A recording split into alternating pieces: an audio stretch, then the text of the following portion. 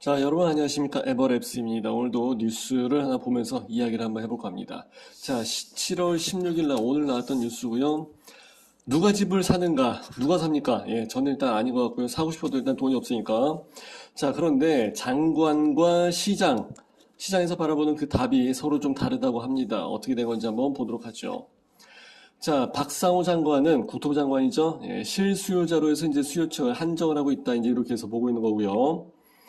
매수를 포기한 수요층이 움직여서 이제 거기에 대한 반론이 나왔다고 하고, 요건 좀 맞는 얘기 같습니다. 하반기 때 이제 금리가 인하를 하게 되면은 예전에 했던 대로 죄다 대출 받아갖고 이제 또 집 사겠지. 그러면 이제 집값은 손바뀜 현상이 나올 때마다 집값은 폭등을 해버릴 수 있는 여지가 있기 때문에 정부에서 아마 이 부분을 굉장히 우려를 하고 있을 것 같습니다. 그래서 금리를 내리기도 어렵고 올리기도 어렵고, 내리었으면 좋겠는데 그게 쉬운 문제는 아니라는 거죠. 여기에다가 이제 전문가는 또 이런 얘기를 합니다. 다주택자를 막을 대책이 필요하다. 이렇게 해서 내용이 나와 있는데, 저는 오늘 이 기사를 보고서 굉장히 깜짝 놀랐어요. 장관이 바라보는 그 부동산 시장과 그리고 이제 시장이 바라보는 여기에 대한 이제 답이 서로 좀 다르다. 이렇게 해서 이야기를 한다는 게 좀 아쉽죠. 장관과 시장의 그 경계 논리는 서로 좀 맞았으면 좋았을 텐데, 그렇지 않다고 해서 좀 깜짝 놀랐던 건데, 전문가는 또 여기에다가 다주택자를 막을 대책이 또 필요하다고 하니까 정말 깝깝한 마음이죠, 저는. 자, 한번 보겠습니다. 추세적으로 해서 이제 계속 집값이 오른다는 그런 것은 이제 아니는 거라고 확신을 한다라고 해서 이야기를 했는데, 국토교통부 장관이 한 얘기죠. 이거는 절대 아닌 것 같다. 아니다. 이제 확실하게. 알면서도 아나운서 에펙이라고 해갖고 이제 어느 정도 공지 효과를 주고자 하는 그런 부분도 없잖아 있을 것 같습니다. 아무래도 시장에 있는 사람이 아니라 이제 정부의 녹을 먹는 사람이다 보니까 입장이 조금은 다를 수는 있습니다. 알면서 시장을 제어를 하기 위해서 어느 정도 아나운서 에펙을 날릴 수도 있기는 있습니다. 자, 어찌됐든지 간에 일시적인 잔등락, 잔잔하게 이제 조금씩 잔챙이들이 올라갔다 내려갔다 하면서 나타나는 수준이지 이게 추세적으로 봤을 때 계속 오른다는 뭐 그런 그래프일 것 같지는 않다 이렇게 해서 이야기를 하는데 자, 제가 생각하긴 그랬습니다. 저는 뭐 청주도 가고 뭐 평택도 가고 인천도 가고 뭐 지방도 가고 여기저기 뭐 많이 왔다 갔다 하죠. 근데 현장에서 봤을 때는 미분양 미분양분이 지금 급속히 소진이 되고 있다고 제가 방송에서 계속 이야기를 하잖아요. 그죠? 미분양 소진. 요건 좀 하나 써놓고 갑시다. 미분양이 소진이 되게 되면은 어떻게 돼요? 가격은 프라이스는 올라가게 되는 경우가 지금까지 계속 나왔던 얘기들이죠. 미분양이 벌써 소진이 되기 시작한다는 얘기는 시장이 어느 정도 풀려가고 있다, 이제 돌아갈 기미가 보여지고 있다, 이런 얘기죠. 그러니까 이제 이거 다 소진이 되고 나면은 올라가게 될 가능성은 상당히 많죠. 이미 올라가고 있는 상태라는 걸 반증을 하는 거죠. 자, 그러지 않아도 이제 여기 나온 거 데이터가 나와 있는데, 10개월 만에 최대 상승폭을 나타냈다고 합니다. 이제 계속 올라간다는 얘기가 계속 나오고 있는데, 거기에다가 아예 최대 상승폭까지 기록을 했다고 합니다. 그래서 주식도 마찬가지고 이제 거래량이 어느 정도 되는가 이제 이런 것도 짚어봐야 될 한 가지 이제 잣대가 되기도 하는데 일단은 7천 건에 육박을 한다고 하고 이제 계속 그런 식으로 해서 거래가 이루어지고 있다 이 얘기입니다. 자, 누가 집을 사느냐 해석에 대한 그 차이로 볼 수 있다고 하는데 고금리 상황 그렇기 때문에 수요층이 광범위하지는 않을 것 같다 이제 이런 근거를 가지고 이야기를 했고요. 자, 1년 넘게 전셋값이 계속해서 올라가고 있다고 해서 이야기를 하죠. 전셋값이 올라간다는 얘기는 흔히 뭐라고 얘기합니까? 전셋값이 시장 가격을 밀어 올린다. 전세가 올라가면 역시 프라이스, P값도 올라간다. 이렇게 해서 보는 게 일반적인 시장 논리죠. 전세가 금액이 더 높고 매매가 더 낮게 되고 이런 경우는 없으니까 역전 현상이 순간적으로 이루어질 때는 있지만 그거는 일시적으로 순간적으로 벌어지는 아주 일부 그렇게 해서 이제 보시는 게 맞고 이런 경우가 있었죠. 그러고 난 다음에 계속 시장 가격은 올라가는 게 일반적인 추세죠. 자, 전세값이 1년 넘게 올라갔다고 했는데 예전에 1년 전에 이맘때쯤에 그런 기사 나온 적이 있었어요? 없었죠. 다 폭락하네 내려가네 이런 식으로 해서 이야기를 했었었죠. 자, 그러지 않아도 집을 사는 사람들이 많이 증가를 했다고 합니다. 29.5%, 30% 이렇게 해서 잡아주면 많이 올라갔다고 봐야죠. 그리고 가격도 이미 93% 회복을 했고 그 외 지역은 85%까지 회복을 했다. 이 얘기는 전체적으로 봤을 때는 미분양 소진하고도 어느 정도 궤를 같이 하는 내용이라고 보셔도 될 것 같아요. 그럼에도 불구하고 옛날과 비교하면은 물량 자체가 이제 적기 때문에 이게 본격적으로 막 그렇게 금액이 올라가고 뭐 그래프 추세가 우상향하는 건 아니라고 생각한다. 이제 이 얘기인데, 자, 이제 반대로 봤을 땐 집값 상승세가 이제 서울뿐만이 아니라 지방까지 해서 퍼질 거란 전망. 이건 이제 수요자의 심리에 맞춰서 그렇게 해서 이제 해석을 하고 있는 내용이 되겠습니다.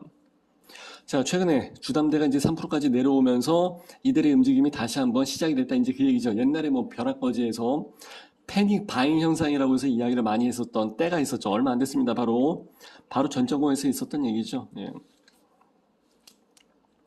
자, 금리 인하가 본격적으로 해서 나오게 되면은 자, 부동산 시장에 대거 유입될 가능성이 상당히 크다. 그래서 높은 취득세율을 그대로 유지하는 등의 안전장치가 필요하다. 이런 얘기도 많이 하고 그러는데 일단은 다주택자. 자, 임대 시장에 대해서 한번 이야기를 해보려고 해요. 임대 시장. 이게 조금 문제가 되고 있는 부분이니까. 왜 그러냐면요. 집이 있는 사람들, 뭐, 빚을 내갖고 연끌을 해갖고 이제 집에 투자를 해갖고 이제 뭐 내 집 마련을 했다. 예, 그런 사람들은 괜찮아. 그나마 다행입니다. 거의 뭐 깡통 집이 되든 어떻게 되든 그건 상관이 없어. 이제 이것보다 더 힘든 사람들이 누구냐면은 임차인들이죠. 임차인들. 당연히 많이 힘들죠. 자, 다주택자를 규제를 하는 건 좋긴 좋은데 이게 참 어려운 문제가 되고 있다는 얘기는 뭐냐면 왜 그러냐면은 다주택자가 자기가 막 세 채, 네 채 막 동시 거주하고 이런 경우는 없어요. 거의 그런 경우는 없고, 이제 영화에서나 있는 일이고, 이 사람들이 결국은 사는 거는 집 한 채거든요. 그럼 나머지 두 채나 세 채 같은 경우는 어떻게 돼 있어요? 이거 다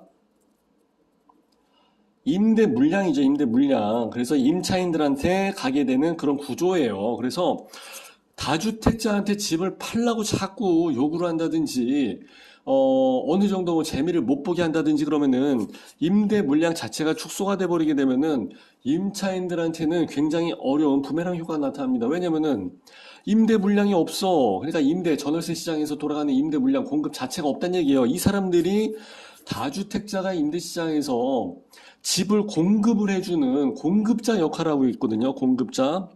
근데 이 사람들이 뭐 세금 때려, 뭐 때려, 맨날 규제를 해, 막 이렇게 해갖고 못 살게 굴어. 그러면은 공급자 물량은 당연히 퀀티티는 줄어들게 되면은 수요 공급의 SD 그래프 이건 기본 중에 기본이니까 SD 공식에 의해서 임차인들에게 들어가는 공급 물량이 적어지게 되면은 금액은 올라가 버리게 되죠. 그래서 정부가 사실 뭐 장기 전세 주택, 뭐 청년 임대 주택에 사는 거 여러분들 보셨어요? 가끔 뉴스에 나오는데 그 사람들이 많이 진행을 합니까? 안 하죠? 뭐 23제곱, 25제곱 뭐 이런 데 갖고 해서 뭐 애 가서 뭐 청년 혼자 살면서 있으면서 뭐 나중에 뭐 결혼하면서도 살 수 있지 않냐? 뭐 애 하나 키워도 되겠네, 둘 키워도 되겠네. 그러니까 옛날에 문씨 아저씨가 뭐 들어가서 애 둘 키워도 되겠네요. 이딴 소리라고 앉아 있는다고. 5구제곱에서도 사람들이 신혼생활을 하는 거를 싫어해. 현장 가면서 부동산들한테 한번 붙잡고 좀 물어봐봐요. 5구제곱도 지금 거의 외면을 하고 있는 마당인데 금액 때문에 어쩔 수 없이 선택을 하는 거지.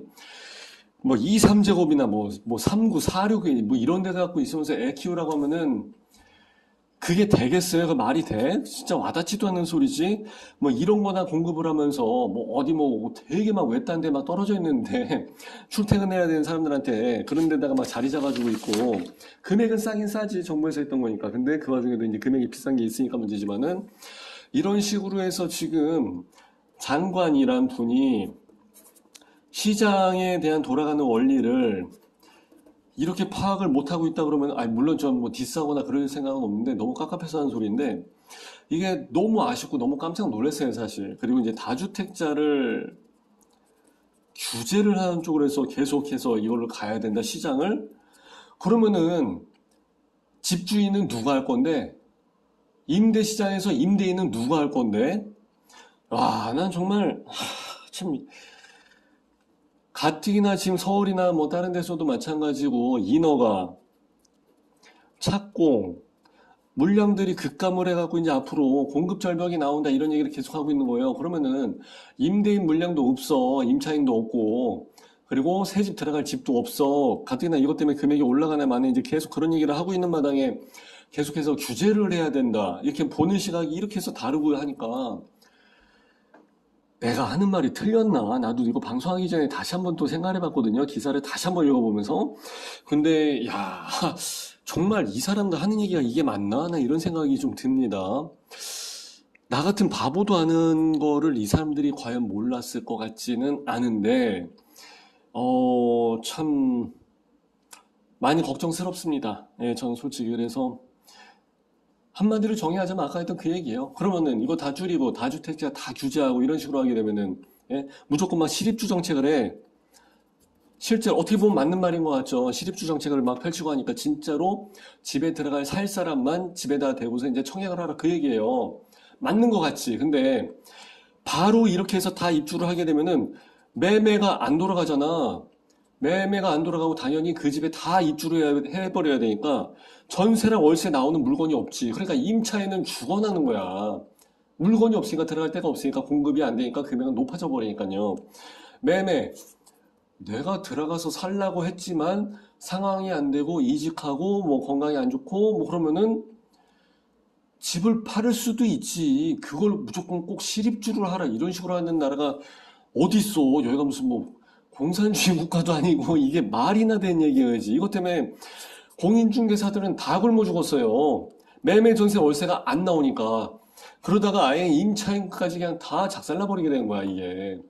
그래서 저는 시립주 정책도 그렇고 굉장히 위험한 거라고 생각하고, 아까 얘기했던 대로 한마디로 집주인은 그럼 누가 할 건데, 집주인이 없는데 집이 어딨어. 예, 이렇게 해서 정리를 해야 될 것 같습니다. 예. 아, 참. 마음이 씁쓸하네요. 예, 장관하고 시장에서 보는 그 관점이 이렇게 다르다고 하니까 과연 누가 집을 사는가, 누가 사긴 누가 사. 참. 오늘도 씁쓸한 부동산 뉴스를 맞이하게 돼서 굉장히 아쉽습니다. 자, 이렇게 해서 마무리하는 걸로 하고 저는 또 물러가도록 하겠습니다. 감사합니다. 빠이빠이.